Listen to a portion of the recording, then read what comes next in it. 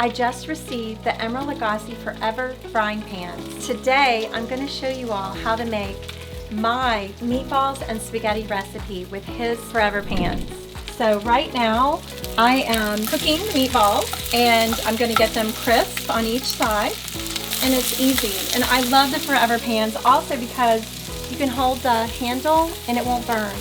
I'm going to go ahead and put them in the stock pot, and you can really fit so many meatballs in here that it can make a meal for 3 nights. And that's what I love about that stock pot. So now what I'm going to do, now that I have the meatballs in the sauce, I'm just going to mix it.